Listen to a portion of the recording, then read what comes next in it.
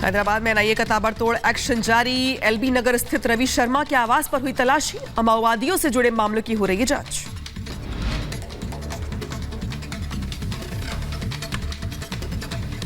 NIA ने कई ठिकानों पर की छापेमारी। खुफिया इनपुट के आधार पर कार्रवाई हुई। जांच में जुटी पुलिस। राजस्थान में भजन लाल सरकार का अंतरिम बजट होगा पेश। डिप्टी सीएम दिया कुमारी बजट को पेश करते हुए बड़े ऐलान कर सकती हैं। सुबह 11 बजे विधानसभा में पेश किया जाएगा बजट। यूपी सरकार के 10 सालों के कामकाज को लेकर 10 फरवरी को श्वेत पत्र लाएगी मोदी सरकार। आर्थिक कुप्रबंधन को देंगे ब्यौरा। संसद में पेश होगा श्वेत पत्र। एनडीए के आर्थिक समृद्धि के लिए उठाए गए कदमों की भी होगी जानकारी। वित्त मंत्री निर्मला सीतारमण चर्चा पर देंगी जवाब। कांग्रेस नेता जयराम रमेश ने पीएम मोदी पर साधा निशाना। कहा प्रधानमंत्री नेहरू की आलोचना के अलावा कोई काम नहीं करते। झारखंड में टला मंत्रिमंडल विस्तार। अब 16 फरवरी को होगा मंत्रिमंडल विस्तार और शपथ ग्रहण। जोरों पर तैयारियां। चेन्नई में डीएमके डीके महासचिव प्रेमलता विजयकांत ने बुलाई अहम बैठक। पार्टी मुख्यालय में हुई मीटिंग। कई अहम मुद्दों पर हुई चर्चा। बेंगलुरु में बीजेपी नेताओं ने कर्नाटक सरकार के खिलाफ किया प्रदर्शन। धन के दुरुपयोग को लेकर जताई नाराजगी। लगातार विकास की तरफ बढ़ रहा है मेघालय। शिलांग में मुख्यमंत्री वाह उमखरा रिवर फ्रंट की रखी आधारशिला। आने वाले समय में जनता को मिलेगा इसका लाभ। ज्ञानवापी के व्यास तहखाने में पूजा के आदेश को लेकर मुस्लिम पक्ष ने दी चुनौती। आज मामले की होगी सुनवाई। वाराणसी कोर्ट में होगी कानूनी जिरह। छत्तीसगढ़ के दुर्ग से अयोध्या धाम के लिए रवाना हुई आस्था स्पेशल ट्रेन। मंत्री दयसल दाल बघेल ने दिखाई हरी झंडी। यात्रियों में जय श्री राम की गूंज। राजस्थान के फलौदी में भारतीय वायुसेना एयर शो का करेगी आयोजन। कार्यक्रम को लेकर तैयारियां हुई तेज। 17 फरवरी से शुरू होगा अभ्यास।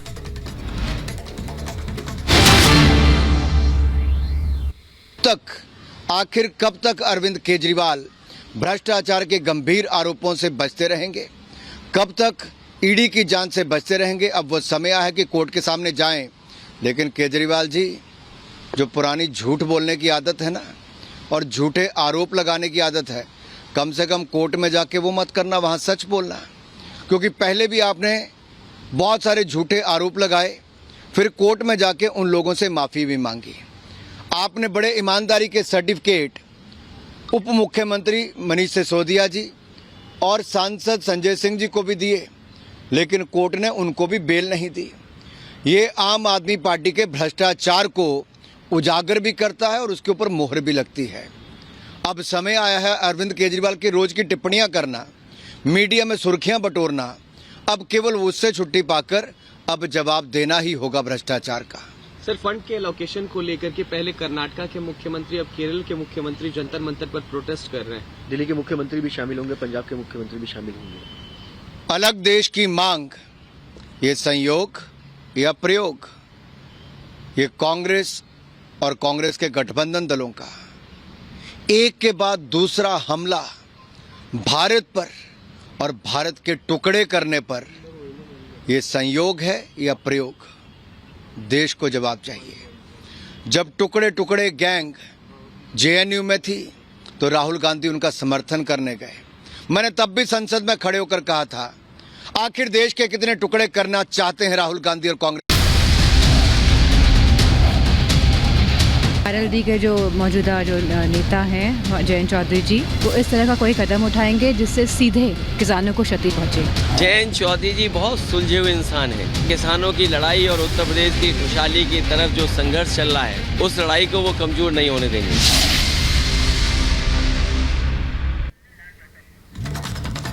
और अब बात करते हैं उत्तर प्रदेश में चल रहे सियासी हलचल की। तो आरएलडी प्रवक्ता की तरफ से यह बयान जारी हुआ है और कहा जा रहा है कि किसान के हित में जो होगा गठबंधन उसके साथ होगा। आपको बता दें कि सियासत में अब किस तरह की चर्चाएं तेज हो चुकी है, वो आरएलडी प्रवक्ता पवन आगरी के बयानों से समझ सकते हैं कि उत्तर प्रदेश में बीजेपी से पहले भी ऑफर मिला था। ये पवन कह रहे हैं और कह रहे हैं गठबंधन अभी फाइनल नहीं हुआ है।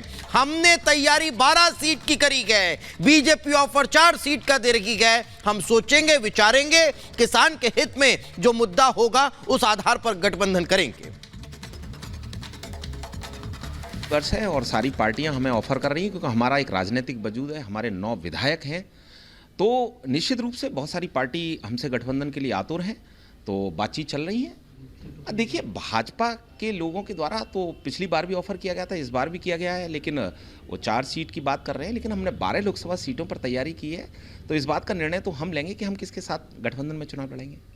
देखिए, ऐसा है, जो जनता के और किसानों के हित के लिए जो भी पार्टी हमारी मांगों पर सहमत होगी, हम उसके साथ चुनाव लड़ेंगे।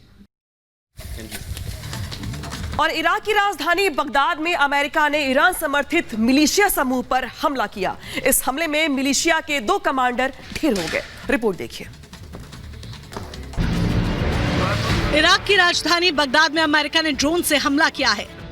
अमेरिका की सेना ने ईरान समर्थित मिलिशिया समूह को निशाना बनाया। जानकारी के मुताबिक इस हमले में ईरान समर्थित मिलिशिया समूह कताइब हिजबुल्लाह के शीर्ष कमांडर सहित 3 सदस्य मारे गए। अमेरिकी ड्रोन ने पूर्वी बगदाद के मश्तल इलाके में मुख्य मार्ग पर जिस गाड़ी को निशाना बनाया, जानकारी के मुताबिक उस कार में कताइब हिजबुल्लाह के कमांडर और उसके 2 सहयोगी सवार थे। यह हमला इतना जोरदार था कि कार में भीषण आग लग गई। फायर ब्रिगेड की टीम के मौके पर पहुंचने से पहले ही कार जलकर राख हो चुकी थी।